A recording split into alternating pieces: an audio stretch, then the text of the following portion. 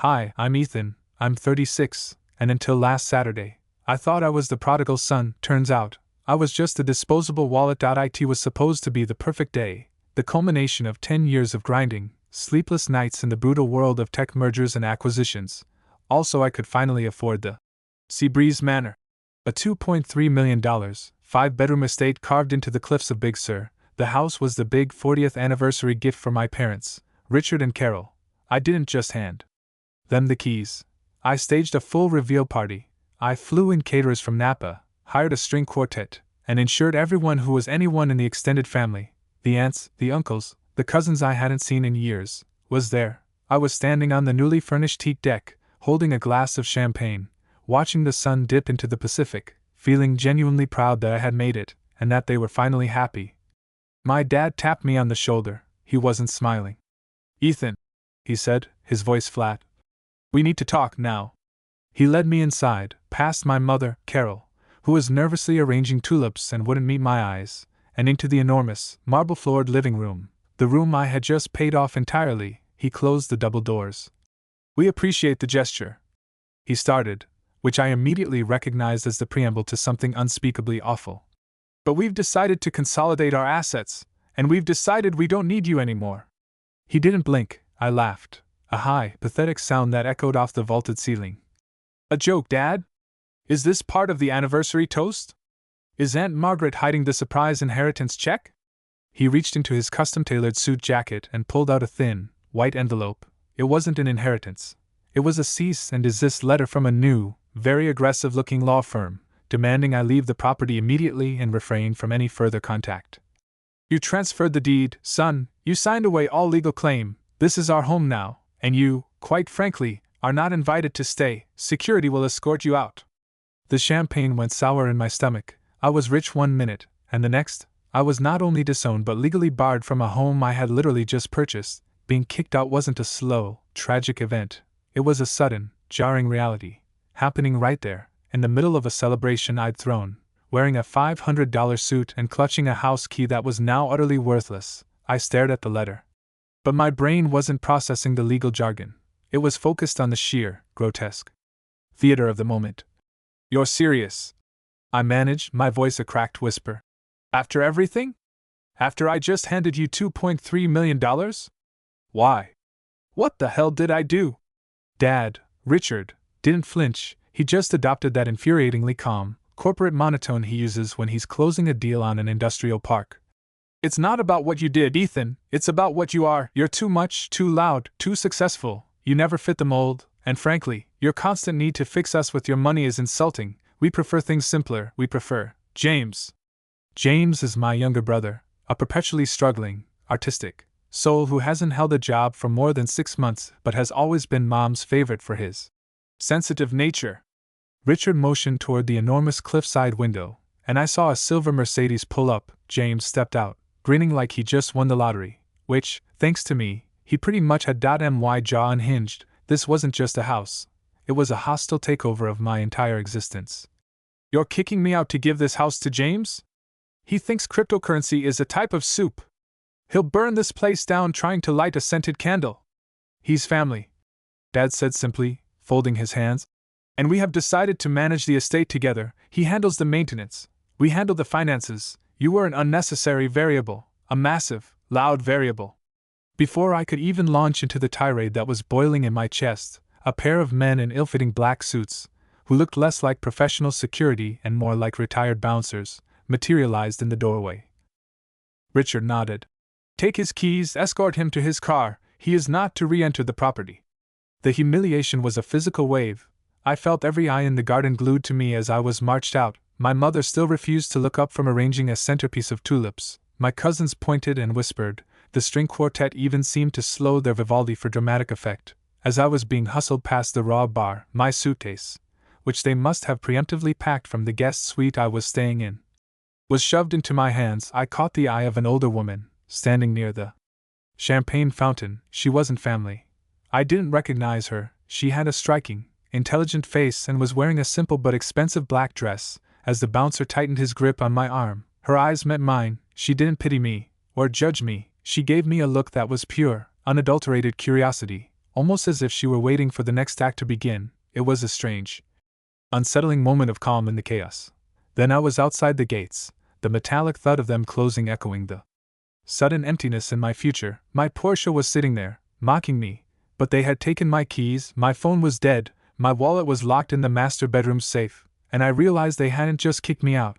They'd stranded me. I was 36, a millionaire 5 minutes ago, and now I was standing by the side of a lonely, beautiful highway in a $500 suit, clutching a suitcase, homeless, with a dead phone.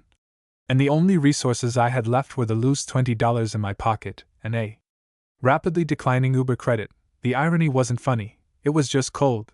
The next hour was a masterpiece of financial helplessness. I couldn't call a car service, I couldn't call a colleague, I couldn't even call my assistant to wire me emergency funds because the gates of Seabreeze Manor were a fortress, and I was on the wrong side of the drawbridge. I started walking, the expensive leather soles of my shoes entirely unsuitable for the gravel shoulder of Highway 1.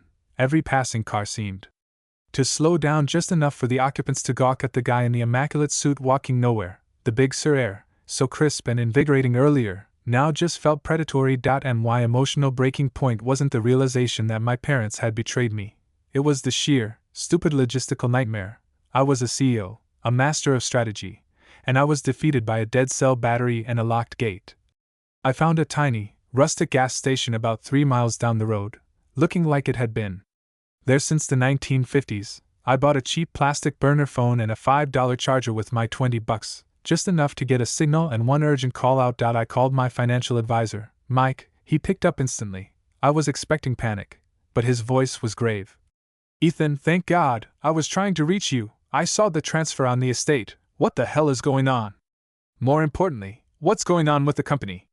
I'm stranded, Mike. They disowned me. Long story, but I need you to wire me $50,000 to the nearest bank branch and book me a flight. Mike paused. Ethan, I can't. What do you mean you can't? It's my account. It was your account. You need to pull up your financials from the last quarter. Remember that leveraged buyout of Titan Systems that you finalized 2 months ago? The one that looked like a sure thing? A cold dread washed over me, colder than the Pacific breeze. Yeah, I remember. We were up 50%. No, we were up 50% until 3 weeks ago. Titan was sitting on a mountain of unreported debt and a massive SEC investigation that just went public. The stock tanked, taking our entire holding company, Horizon Acquisitions, with it. It didn't just tank, Ethan, it went bankrupt, it evaporated, and because you personally guaranteed the debt in that final, rush closing, they've initiated a clawback against your personal assets, everything, the penthouse, the cars, the entire portfolio. And any liquid capital, they seized it all. I've been trying to stop it, but it's gone. I leaned against the rusty gas pump, the air leaving my lungs in a painful rush. You're saying I'm not just homeless, I'm broke, completely broke. Worse, Mike whispered. You are in debt, deeply in debt, and your parents? They timed that deed transfer perfectly. They knew, they protected themselves with your last good asset, and now you have nothing. Ethan, you have about 7 hours before the first official summons hits your old address, followed by a federal hold on your passports and all travel documents. You need to disappear, now. It was a full-circle moment of exquisite cruelty. They didn't just want me gone, they had financially executed me. The house was their retirement golden parachute, paid for by the guy they threw out on the street. I hung up the phone, staring at the empty highway, the setting sun, and the crushing realization that my entire empire had crumbled into dust while I was busy planning a party. Just then, a sleek, black car, a Tesla Model S, not the Mercedes, pulled silently into the gas station. The driver's side window slid down, and there she was, the woman from the party, the one with the curious, intelligent gaze.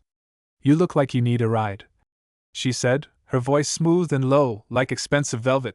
And judging by your suit, not one of those rideshare apps is going to cut it. Get in. I know a place in Salinas where you can think. I hesitated, suspicion overriding instinct. She simply smiled, a wry, knowing curve of the lips. Don't worry, Ethan, I'm not family, but I know everything about your little financial disaster, and I have an offer that will either save you or destroy you completely. One whisper from me changes the game. I didn't need to be asked twice. The alternative was sitting on a gasoline-stained curb waiting for the SEC to find me, which, frankly, sounded like an incredibly boring way to end my tumultuous career. I tossed my suitcase into the back seat and slid into the passenger side of the Tesla, The interior smelled faintly of lavender and old money, a much-needed change from the aroma of diesel and despair. "Who are you?" I demanded, turning to face her as she smoothly pulled onto the highway, driving away from my former life. She glanced at me, her eyes deep-set and serious. "My name is Zara. I was your family's neighbor, technically, until you bought that Cliffside monstrosity for them. I was at the party because your father, Richard, has been trying to convince me to invest in his new venture with James for the past 6 months." She paused, then delivered the next line with the cold precision of a surgeon. "I know they've been waiting for you to implode financially. They didn't cause the Titan collapse, but they certainly knew it was coming, thanks to some excellent insider trading tips from James's artistic friends in the Cayman Islands." My blood ran cold. My successful, corporate father and my sensitive brother were common criminals? They set me up? They cleaned you out, and they used you as a shield. The timing of the deed transfer? It's textbook fraud avoidance. Richard's always been good at the surface level legitimacy. But I know things about your father that would make the SEC's investigation into Titan look like a traffic ticket. "And why are you telling me this?" I asked, my voice laced with suspicion. "You're a complete stranger. Why get involved?" Zara navigated a sharp curve, her hand steady on the wheel. "Because I, too, have a vested interest in seeing Richard and Carol. Inconvenienced, they tried to buy my land next to the manor at a fraction of its value, using predatory tactics and veiled threats about zoning laws. They're sharks, Ethan, but they're amateurs compared to what's out there." She pulled off the main highway onto a dark, unmarked dirt road, the car lights illuminating nothing but gnarled ancient oak trees.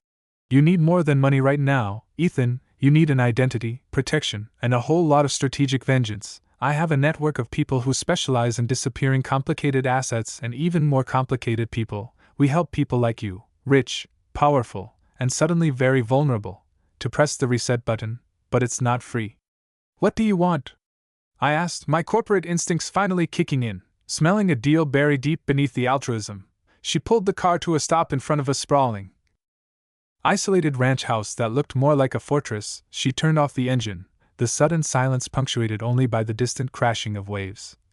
"I want you to use your unique skill set, your ruthless M&A expertise, to acquire a very specific company for me, anonymously. It's small, heavily defended, and the current owner is almost impossible to negotiate with. I need you to orchestrate a silent, complete corporate takeover. If you succeed, you get a new identity, a 7-figure bank account in a tax haven of your choice, and access to all the classified information you need to not only destroy your parents legally but also take back that hideous mansion and hand the keys to James with a nice, big bow made of handcuffs."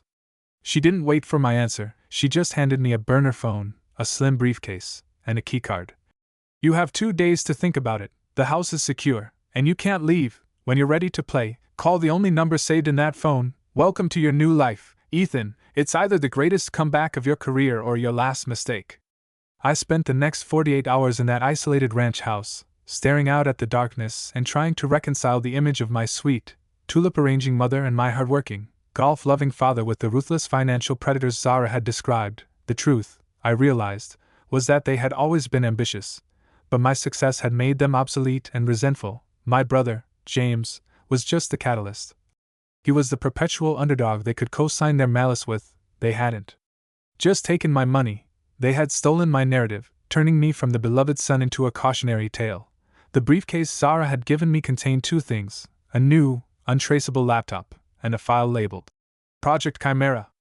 Inside the file was the target company, Nexus Dynamics, a small, bespoke software firm specializing in complex data encryption and security systems. It was valued at maybe $50 million, which, for someone like Zara, was pocket change. The real value, I quickly surmised, wasn't in the product, but in the patents and the client list. The company's founder, a reclusive genius named Dr. Julian Vance, owned 90% of the stock and had enshrined the company in a legal bunker designed to withstand any hostile takeover. A series of interlocking shareholder agreements, poison pills, and staggered board elections. It was a masterpiece of corporate defense, and trying to acquire it anonymously was basically financial alchemy. The biggest challenge wasn't the legal structure, it was the why. Why was Zara so desperate for this specific, small tech firm? Nexus Dynamics had no obvious market synergy with anything I could guess about her. I spent hours dissecting Vance's corporate filings, looking for the soft underbelly, and found a tiny, almost hidden detail: Vance had recently mortgaged a significant block of his personal shares to a private lender to fund his estranged daughter's experimental medical treatments. The lender? A small, highly secretive holding company called the Obsidian Trust, registered in Liechtenstein. That was the pressure point. Vance's loyalty wasn't to his company. It was to his daughter. I picked up the burner phone and called the saved number. Zara answered on the first ring. Decision made? She asked. Yes, but I have questions, I said, my voice crisp, back in CO mode. I was no longer the betrayed son. I was the asset acquisition specialist. Why Nexus Dynamics? It's not worth the risk.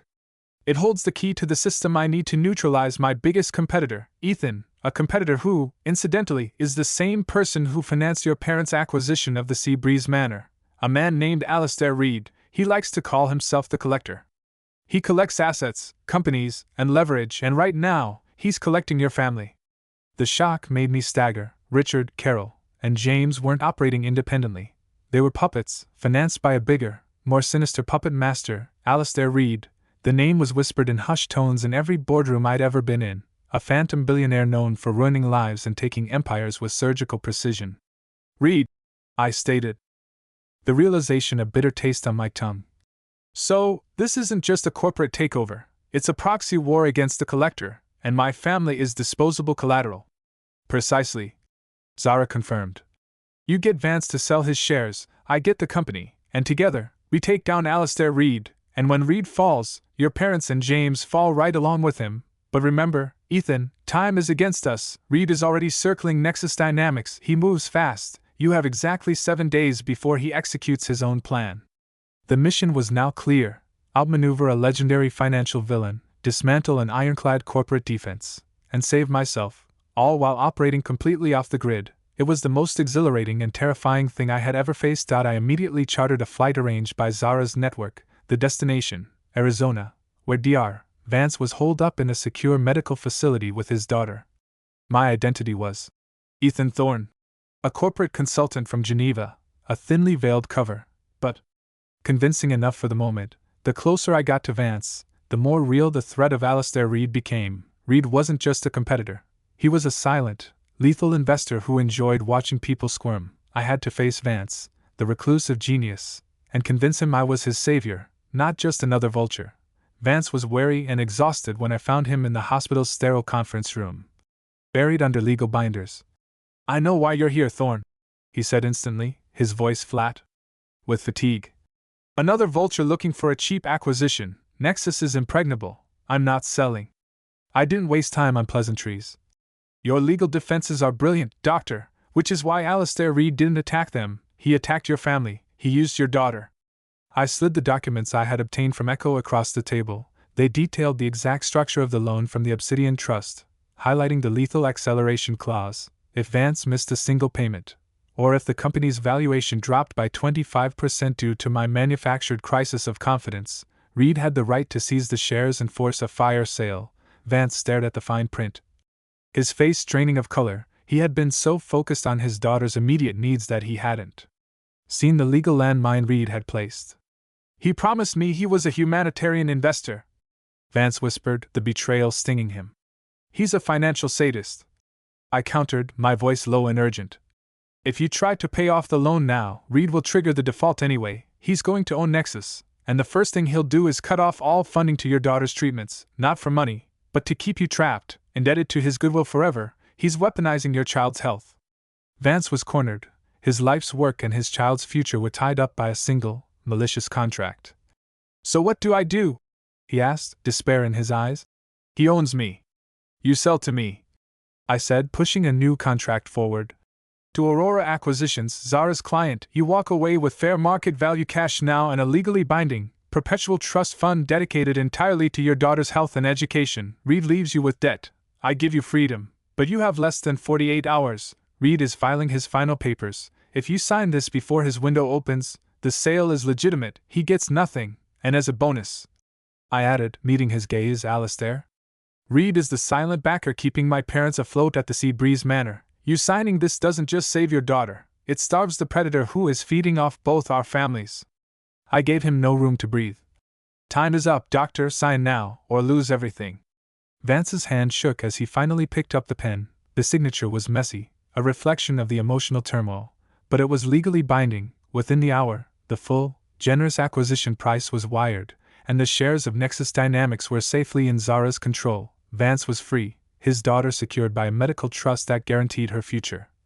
And Alistair Reed's meticulously engineered plot had failed spectacularly. I had won the proxy war. When I called Zara, she was on a secure line, coolly congratulating me. Reed is going to be incandescent. You've just cost him hundreds of millions in future leverage. Ethan, you exceeded expectations. I expect the full payment and the identity papers. I stated all business. And the dirt on my parents. I want them to pay the highest possible price for that mansion. Zara was true to her word. 2 days later, I was in a sterile San Francisco office, holding a new passport, Elias Vance, and the access codes to a Swiss account loaded with my promised 7-figure fee. The real prize, however, was the comprehensive file on Richard and Carol. It contained ironclad evidence, emails, tax documents, and recorded correspondence, proving they had acted as agents for Alistair Reed, attempting to coerce Vance and perpetrating years of massive, systemic tax fraud to fund their lifestyle. The Sea Breeze Manor was merely the tip of a very cold, criminal iceberg. I skipped the emotional revenge and went straight for the jugular. The IRS. I filed an anonymous, highly detailed report exposing decades of Richard and Carol's undeclared assets and tax evasion. The system moves slowly for small-time crimes, but lightning fast for massive financial fraud. The repercussions were brutal and immediate.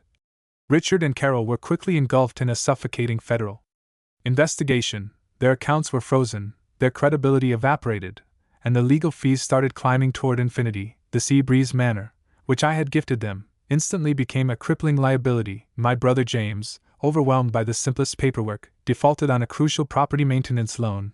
This was Zara's opportunity. She quietly acquired that defaulted loan and, instead of demanding payment, initiated a legal foreclosure, exploiting the ironclad clauses I had originally put in the deed to protect them. They lost the mansion, not to the feds, but to a hyper-specific, entirely legal foreclosure on a measly maintenance debt. My final view of my former life was a news clipping.